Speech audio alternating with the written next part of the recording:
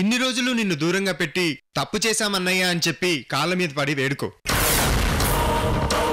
ఆ రోజు నిన్ను నీ ప్రేమను కాదని తప్పు చేశాం, ఆ తర్వాత తప్పు తెలుసుకున్నాం, మమ్మల్ని క్షమించన్నయ్య అని నీ కన్నీళ్లతో పెద్దనాన్న పాదాలు కడుగు. నీకు చేసిన పాపానికి మేము శిక్ష అనుభవిస్తున్నాం, నాన్న మిమ్మల్ని దూరంగా పెట్టాడు, నీ పట్ల చేసిన పాపానికి మేము కుమిలిపోతున్నామని చేతులు పట్టుకొని చెప్పు.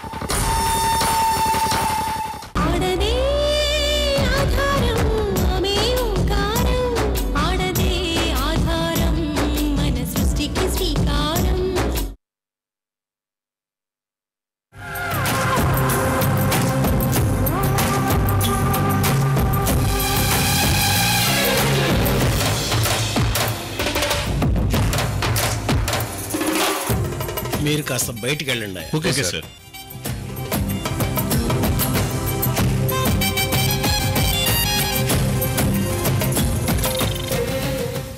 ఏం ఆలోచిస్తున్నారు సార్? వికాస్ కి మీకు రిలేషన్ ఏంటి?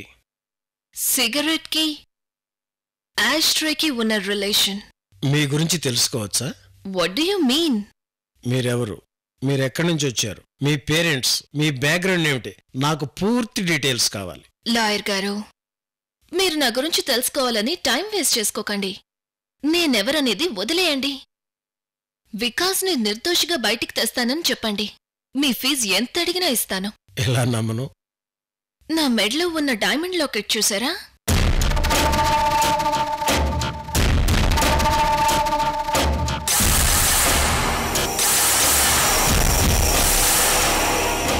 ఎస్, చూశాను. ఈ డైమండ్ లాకెట్ వాల్యూ 1 crore. ఫీజుగా తీసుకుంటారా? ఎస్, మీకు డైమండ్ లాకెట్ ఇప్పుడే ఇస్తాను. దీని వాల్యూ ఎంతో మీరే చెక్ చేసుకోండి. ఇమ్మంటారా? No, just అడిగానంతే.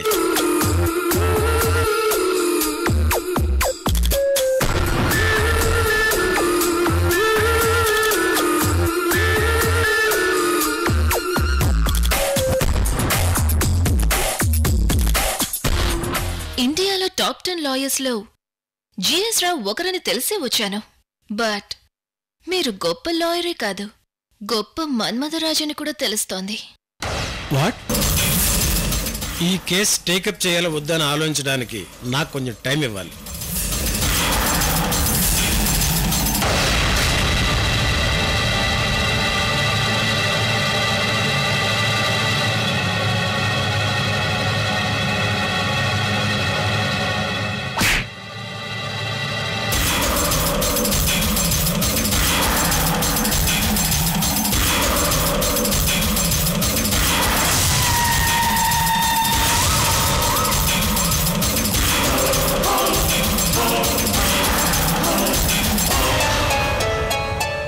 వికాస్ కోసం నేను ఏం చెయ్యడానికైనా రెడీ. బట్ సెకండ్ థాట్ తీసుకునే నీలాంటి వాడంటే నాకు allergy. I hate you, bloody old burger.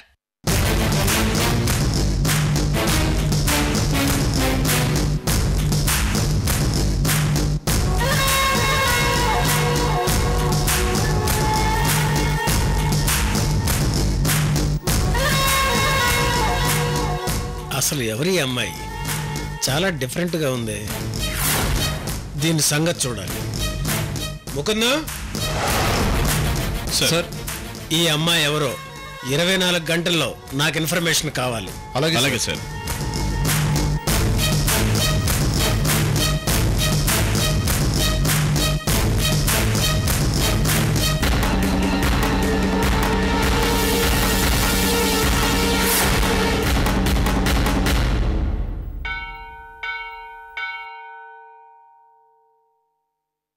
పూజారి గారు, వెళ్ళొస్తాను.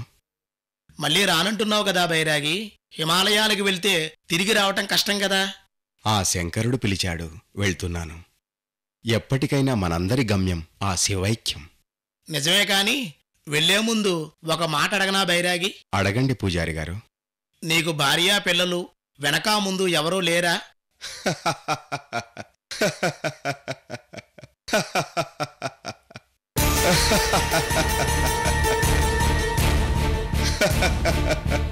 భార్య పిల్లలు వెనక ముందు. బ్రతుకు నుంచి ఎప్పుడో విడిపోయాను. భవబంధాలు తెంచుకొని ఆ భగవంతుని బంధం వెతుక్కుంటూ వెళుతున్నాను. నాకా భార్యా పిల్లలు. అన్నయ్య,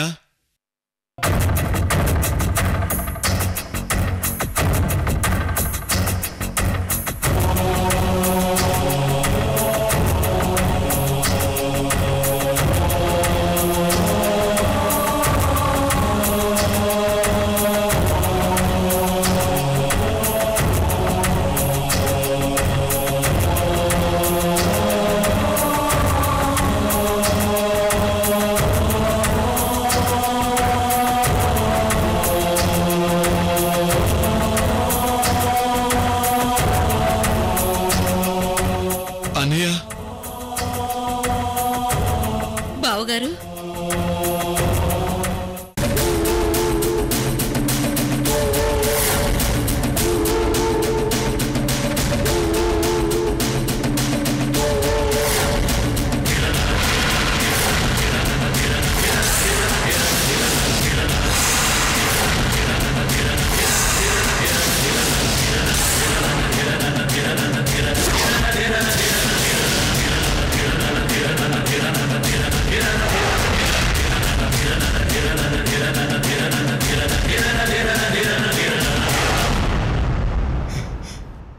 తమ్ముడు,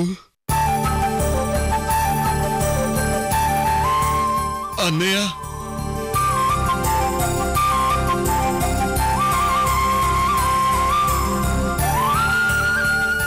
అన్నయ్య, ఎన్ని సంవత్సరాలైందన్నయ్య నిన్ను చూసి?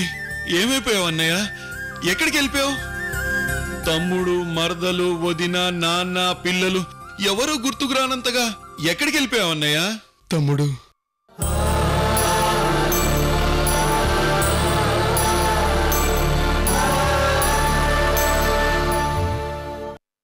ఆవేశంలో వదినతో గొడవపడి ఇల్లు వదిలి వెళ్ళిపోయామని తెలిసిందన్నయ్య. ఆ తర్వాత వదిన కూడా మిమ్మల్ని వెతుక్కుంటూ ఊరొదిలి వెళ్ళిపోయిందన్నయ్య. ప్రేమించి పెళ్లి చేసుకున్న మిమ్మల్ని పెద్ద మనసుతో నాన్న నేను ఆశీర్వదించలేకపోయాం. కొన్ని రోజులకి తప్పు తెలుసుకున్నావు. అప్పటికే జరగరాంది జరిగిపోయిందన్నయ్య. నువ్వు వదిన కనిపించలేదు.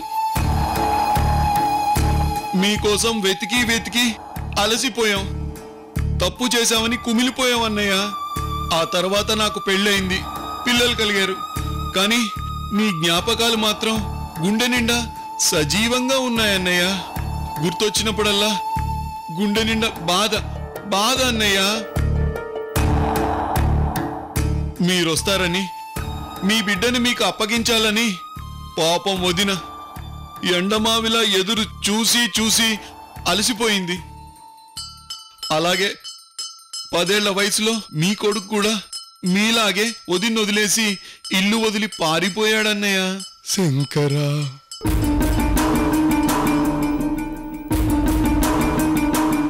అదృష్టం ఏంటంటే చిన్నప్పుడు వదిన దగ్గర నుంచి పారిపోయిన నీ కొడుకు 32 సంవత్సరాల తర్వాత తిరిగొచ్చాడు. ఇప్పుడు వదిన దగ్గరే ఉన్నాడు. పైగా అందరూ ఇక్కడే హైదరాబాద్లో ఉన్నారన్నయ్య.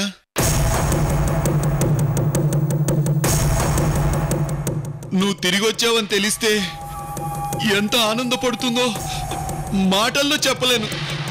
అలాంటిది ఇంటికెళ్ళి వదినని పలకరిస్తే ఎంత సంబరపడుతుందో ఒక్కసారి ఆలోచించన్నయ్య. పాపం నాన్న కూడా నిన్నే తలుచుకుని మూలన పడ్డాడు. నువ్వు ఎప్పటికైనా తిరిగి వస్తావని నీ ఫోటో పెట్టుకుని కలలుగా అంటున్నాడన్నయ్య. ఎంతైనా నువ్వే తలకొరి పెట్టాల్సిన ఇంటి పెద్ద కొడుకువి కదన్నయ్య.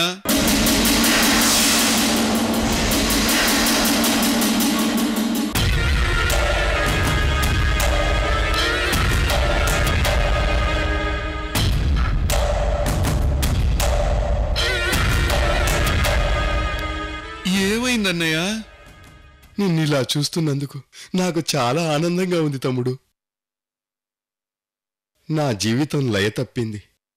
భార్యా బిడ్డల్ని గాలి కొదిలేసి వెళ్ళిపోయిన నన్ను మీ వదిన క్షమిస్తుందా? నా బాబు నన్ను నాన్న అని పిలుస్తాడా? అయ్యో, అవన్నీ ఎందుకు ఆలోచిస్తావన్నయ్య? ముందు నువ్వు నాన్న దగ్గరికెళ్ళు, అన్ని విషయాలు ఆయనే చూసుకుంటారు.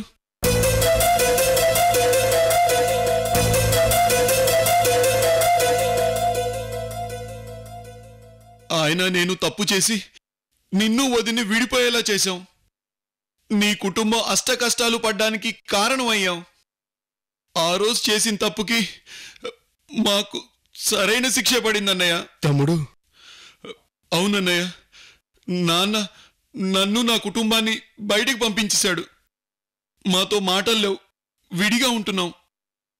అసలు మనం ఇలా కలిసామని, నేనిలా వెళ్ళమని చెప్పానని చెప్పకండి అన్నయ్య. ఆ రోజు మీ పట్ల నేను చేసిన ద్రోహానికి ఈరోజు మీ కుటుంబాన్ని కలిపి నా పాపాన్ని ప్రాయశ్చిత్తం చేసుకుంటానన్నయ్య. దయచేసి నాన్న దగ్గరికి వెళ్ళన్నయ్య. అవును బావగారు, మీరు అక్క కలుసుంటే చూడాలనుంది. నన్ను క్షమించన్నయ్యా. లే తమ్ముడు, ఎవ్వరూ ఎవరిని క్షమించాల్సిన అవసరం లేదు. అంత ఈశ్వరేచ్ఛ. ఎలా జరగాలని రాసి ఉందో అలా జరుగుతుంది. నువ్వు నాకు ఈరోజు కనిపించటం కూడా ఈశ్వరేచ్ఛే అనుకుంటాను. నువ్వు చెప్పినట్టే వెళతాను.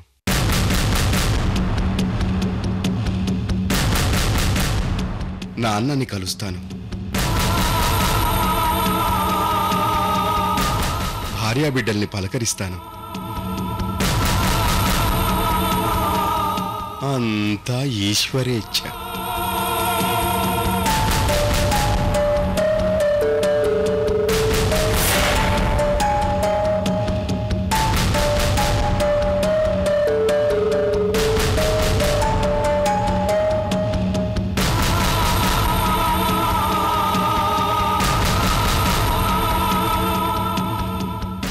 ఇదిగో అనే అడ్రస్. మా గురించి మాత్రం చెప్పకండి అన్నయ్య. నాన్నను కలిశాక అన్ని విషయాలు మాట్లాడతాను. అలాగే అన్నయ్య, తొందరగా వెళ్ళండి. తమ్ముడు, నీ మంచి మనసుకి నా ప్రణామములు. వెళ్ళొస్తాను. క్షేమంగా వెళ్ళిరండి అన్నయ్య.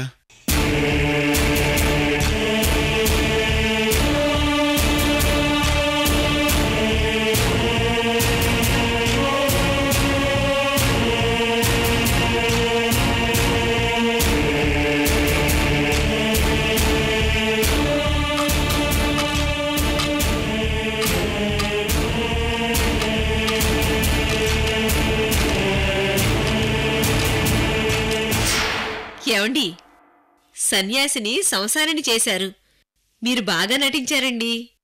వికాస్ చెప్పమన్నట్టుగా అంతా చెప్పారు.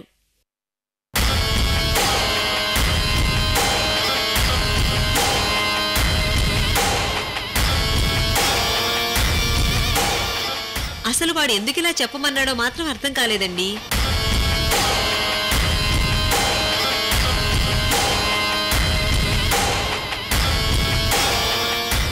నిజంగా కన్నీళ్ళొచ్చినట్టుగా జీవించారండి. అన్నాదమ్ములు ఎలా మాట్లాడుకుంటారో అంత సెంటిమెంటుతో మాట్లాడారండి. మీ నటనతో మీ అన్నయ్యకు పిచ్చెక్కించారండి.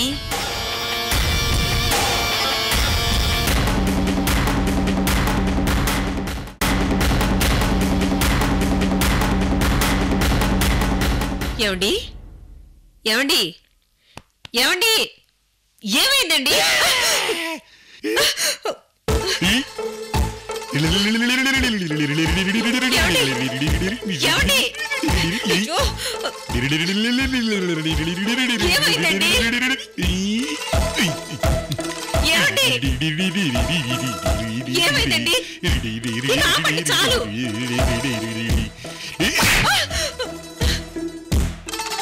అమ్మో, అమృత అంటే నాకు చాలా భయం. నన్ను కాపాడండి, నన్ను కాపాడండి, నన్ను కాపాడండి.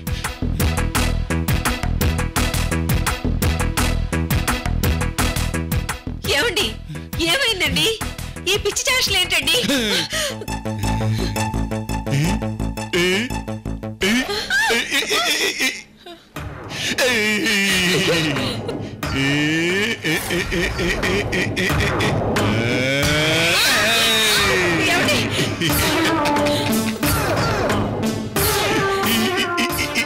ఏమ్మా ఇచ్చోళ్ళ లోపల తీసుకొచ్చావేంటి?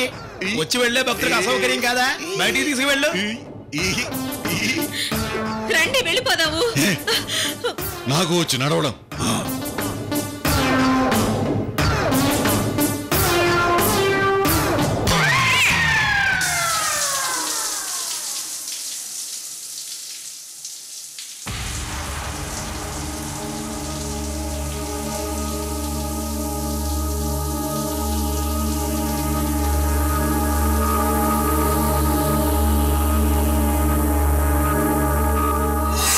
జాతక లక్షణాలున్న అబ్బాయి కూడా మన కళ్ళ ముందే ఉన్నాడు తాతయ్య. ఎవరమ్మా? మీ పెద్ద మనవడు విక్రమ్.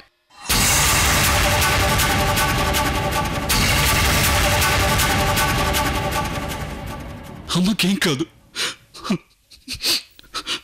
నా వల్ల తను పోగొట్టుకున్న హ్యాపీ లైఫ్ని తిరిగి తీసుకురావడానికి ట్రై చేస్తాను.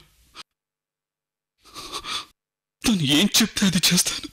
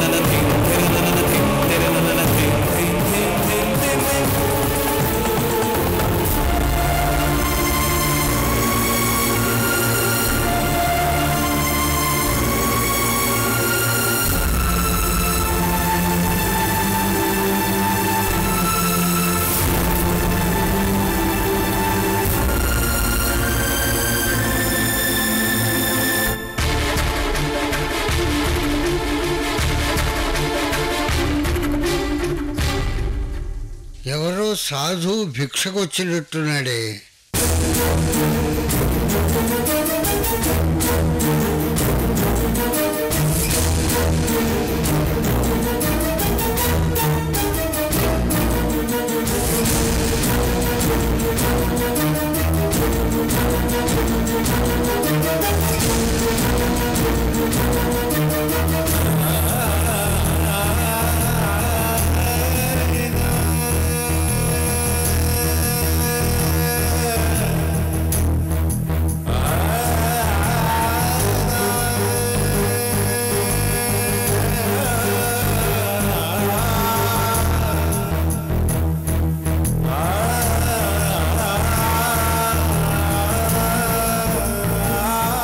నాన్న, నేను మీ లక్ష్మణ్ణి. లక్ష్మణ్ నువ్వా? అవును నాన్న, నేనే మీ లక్ష్మణ్ణి.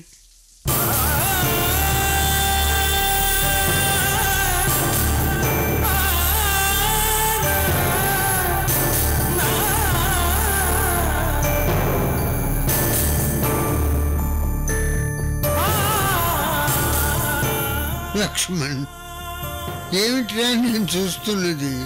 నిన్నేనా? ఇలా బైరాగిలా మారిపోయావేమిట్రా?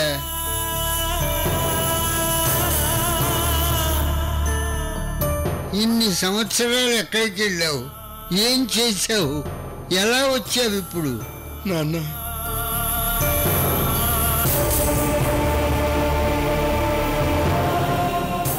మేము నిన్ను అర్థం చేసుకోలేదని వెళ్ళిపోయావా? ఎంత పెద్ద శిక్ష వేశావురా లక్ష్మణ్.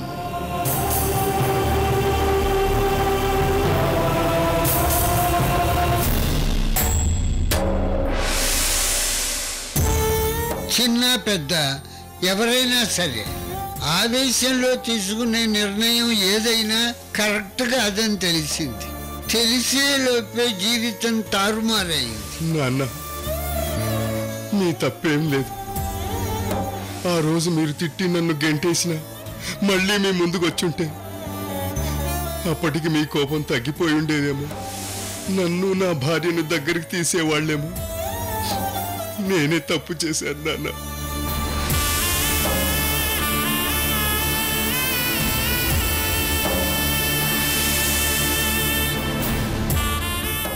తండ్రి మనసును అర్థం చేసుకోలేని కొడుకున్నానా నేను? లేకపోతే నా ప్రేమ విషయాన్ని చివరి నిమిషం వరకు మీకు చెప్పకుండా దాచాను. నిర్మలను రహస్యంగా పెళ్లి చేసుకున్నాను. అదంతా మీకు నేను ముందే చెప్పుంటే మీరు అర్థం చేసుకునేవారు నాన్న.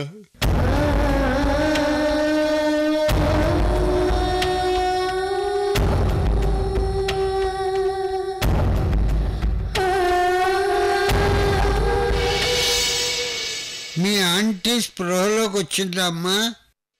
ఆంటీ ఇంకా స్పృహలోకి రాలేదు తాతయ్య. నిర్మలకు ఏమీ కాదు, ఆ భగవంతుడు దయదలిచాడు. అవును, ఈయనెవరో తెలుసా నీకు?